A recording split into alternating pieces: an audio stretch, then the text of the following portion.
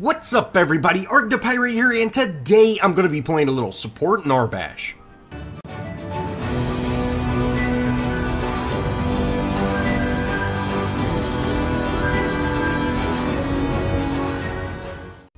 As always, let's go over the deck. Now I have healing towers, armored, auto shield, experienced, mana fountain, and lastly spell shield for my gems. Now, for my cards, I'm going with Order, Armored Footman, Radiant Healer, Vanguard Captain, Invader Mage, Protective Sentry for those wards, Finder of Playthings, Malek's Grace, Stagnant Domination, Numbing Rogue, and lastly Plague Lord. Now, I do wait around for wards, and that's why I'm including this little bit. You can see it's just under a minute into the match, and I haven't left base.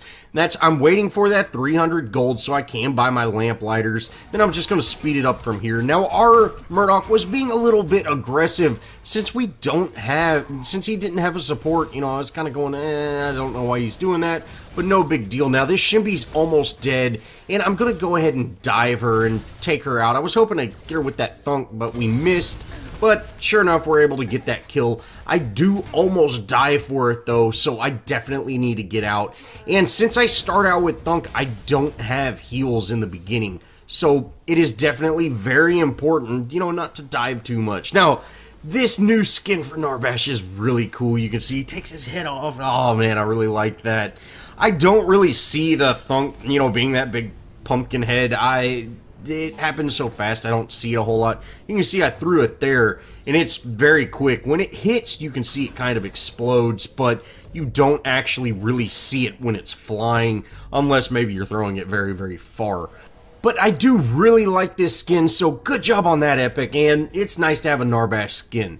Now, coming up, I want y'all to pay attention. This Murdoch is playing very aggressive, and he actually starts hitting this Shimby when there's a huge minion wave, a huge enemy minion wave. And you can see he's going to take just a massive amount of damage there. Not only is she hitting him, but, you know, the minions are hitting him because he went in on that before I was able to. So the minions will focus him over me, even if I'm the one that continues to do damage. And that's a key point for y'all ADCs out there, or even y'all supports. If you want to go in when the minion wave is not to your advantage, make sure the support is the one hitting the enemy first. And that's really key. Now, I do make a couple of plays here that were specifically so I could point out what not to do. And one is coming up, so I'll definitely make sure to point that out. Now, I'm going to go ahead and take gold. You know, Murdoch went, hey, attack gold camp, so I'm not going to argue with him. I'm definitely taking it. Now, here coming up is the play I'm talking about. And I'm going to thunk this Shimby. And you can see Murdoch is not able to follow up because that thunk is such a long distance away that there is no reason to waste the mana. And by the time we catch up to her to actually start hitting her with damage, you know, the stun's going to wear off. So it's better to use that thunk to actually engage. Don't use it to close the distance, especially with a hero like Shimby, because she will be able to dash out. And I'm actually going to show that a little more coming up. So definitely use your thunk when you are going to engage, not to close the distance. You want to use thunk as a tool to either get damage or prevent damage. Don't use it for really anything else. Now, since I did put that lamplighter up, you can see we were able to back off there since Chimera was heading towards us. And, you know, we got to vision on him with that ward as well. And it's very, very nice to have that vision. So, if you do pick up lamplighters, definitely use them in that early game. That is when they're most critical, in my opinion. Preventing those early game ganks when the ADC is a lot more helpless than normal is really, really important. Now, we do get into an engagement here, and this Chimera shows up. Now, I'm going to engage on this Chimera and focus my efforts on him. That way, I make sure that our ADC gets out. Now, Chimera does have that ambush ability, so by me putting myself into a bad situation, this is going to allow my ADC to remain safe.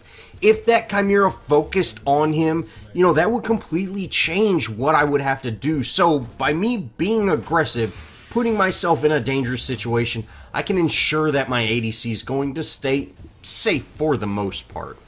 Now I do go ahead and grab gold buff and head back, and this is going to allow me to, you know, put on another card. I get that Radiant Healer online, which is going to help out tremendously with those early game heals. Hopefully be able to keep us in lane longer with, you know, allowing me to not use that Call of the People as much and, you know, just give us a little more sustain. Now from here, it's pretty standard stuff. We're going to push into the tower and, you know, really we get a 7-minute safe lane tower. That's, you know, pretty standard for now. Typically, I've been seeing towers down between, I would say, 6 and 8 minutes. That's a pretty good average. So, you know, we're having an average safe lane side, and that's great, you know. Now, I was kind of waiting to see, hey, do I need to do some peel or anything like that? And I say, hey, I want to make sure we get this tower down. And Shimby does end up heading over to our Murdoch, which with my heal and with that Radiant Healer, we're able to keep him alive. You know, Shimby's not quite strong enough to actually just erase him. So that's one reason I was just not completely waiting. Like, you know, a support typically should not go in under that tower, especially a melee support, when the tower's probably going to fall anyways. But I decided, you know, with the amount of heals that I'm having, I could probably, you know, make that happen. Now from here, I'm going to head over to mid lane. There's no reason to push that lane anymore. It's, you know, kind of an unsafe spot, so I just need to go help support my team wherever they need it. Now we are having some pretty good amount of pressure here in mid lane. I need to make sure I'm over there to, you know, at least prevent that tower from dropping this early in the match. We're able to get a thunk off on this Chimera, but unfortunately he does end up getting out. You know, Iggy's slow on his ultimate is, you know, kind of difficult to deal with, but no problem. Chimera ends up coming back in, which I'm not sure why he didn't retreat, but me and Kalari were able to wrap that kill up, and it worked out really well for us. Now, I am going to head back to base, you know, top off on health, spend my points, that kind of good thing, and then head over to help out my Murdoch as well. Now, the next play I make is another mistake I see a lot of people make. And Shimby is a very, very, you know, mobile hero. So you cannot take her out with typical things. Now, you see I instantly ult when she shows up. She's able to dash out. So I basically completely wasted that ultimate. Which, you know, I felt comfortable in doing this because it's so early on in the match. And it's really not that big of a deal. But you can see that using my ultimate on a hero that has that real high mobility is just a complete waste of time. So using your thunk and using your ultimate when, you know, the times are needed is critical with a hero like Narbash. Make sure you're using your ultimate on heroes that can't simply just, you know, dash out of it. And make sure you're using your thunk on heroes when you need to stop their movement to either set up a kill or, you know, prevent an ultimate or things like that. Now from here, we're actually able to push into this tier 1 in the mid. And, you know, with all of us here, we're able to take it out. Now, our Countess does end up going in on this Iggy, and, you know, if we would have had a little heads up, we definitely would have secured that kill. But, to be quite honest, I would much rather secure that tower, make sure it doesn't go down, than even worry about killing Iggy. Iggy's forced out of lane for sure now, and, you know, that's okay with me. That's alright with me. From here, we need to kind of head out and really help support our team some more, and I'm going to head to the off lane. Now, I do have some enemies chasing that Countess, and I see that, so I instantly turn around, and I'm going to head over and help that out. Now, you see Countess is hitting so hard already. This Aurora ends up using her ult, which is great because, you know, hey, it was a wasted ult, and we're going to be fine. We can chase her a little bit, but she's definitely going to be able to get out. And with that, you know, longer cooldown on that Aurora ult, you know, that really takes it out of the team's rotation, so that's great for us. Now, I'm going to use our march to kind of catch up to this wave. I hit a little bit, you know, I don't really want to steal that farm. Kallari did pick the jungle position, but she's kind of stayed in that off lane, so our Grux is kind of rotated into more of a jungle position, and that's, you know, that's great. And as long as those rotations are picked up and used by your team, you can kind of make those judgment calls. You know, if Kallari's having more success in the off lane, have your off lane switch to jungle. You know, it's no big deal. From here, I'm going to continue to kind of look for some ganks, you know, some ways just to help support my team. Sure enough, we have a collapse there in mid, and our Grux and Countess are able to take out that Chimera, you know, pretty easily. Now, we are going to head over to this Aurora, and, you know, we're going to end up thunking her. I did walk into that Hoarfrost, but I wanted to make sure I stayed in range of my ultimate, and sure enough, we did. We're able to take her out no problem. Now, Grux does get a great pull onto that Twin Blast, and, you know, with all of us under tower, my heal's going, we're going to take him out, and that's great. You know, we get a tower dive kill. I love tower dive kills. They're so bad, but I love them. And from here, I'm going to grab this gold buff and continue to run around and support my team. You can see that's really what I'm doing in this match. I have not just stuck like glue to our Murdoch, because Murdoch's kind of doing his own thing. And, you know, if he is going to constantly push unsafe, I need to be there. But if he's pushing in safe environments, I don't have to stick with him, and I can rotate and help out my team.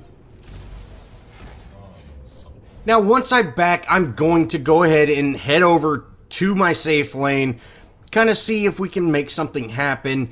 You know, I want to help out. This wave was going to push against us, and sure enough, Murdoch shows up. He's able to take these waves out, and that's great. You know, from here, we're making some really good progress. Now, Shimby's there, and I don't really want to risk pushing in on that, and plus Murdoch backed off.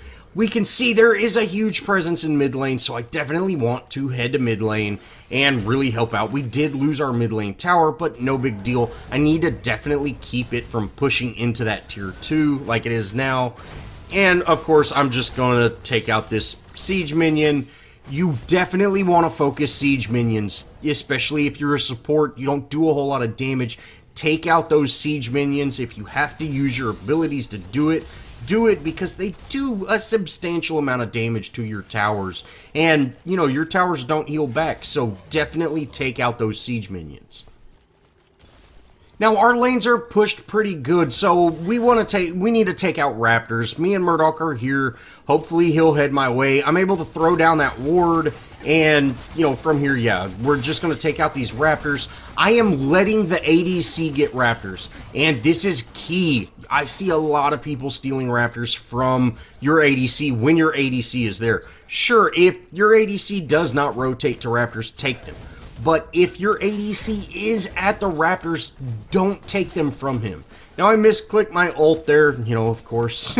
And we get a pretty good engagement here in this, you know, enemy jungle, which would have been a perfect time to have an ult. But no big deal. Now, I am staying in on this Twin Blast. You know, hopefully me and Kallari will be able to take him out. Once he gets pretty low, I decide, hey, Kallari can either take that out or not. I'm going to back off. And sure enough, she is able to get that kill.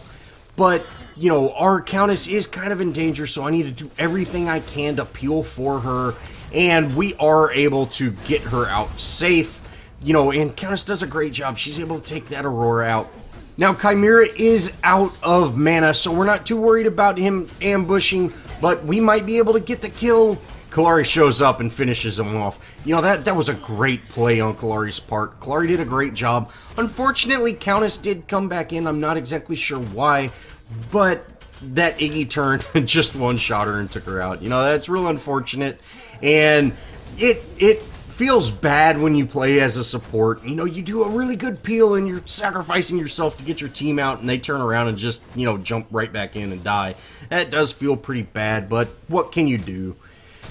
From here, I'm going to go ahead and head back to base. Now, I do have enough to put on Plague Lord, so guess what I'm going to do, guys?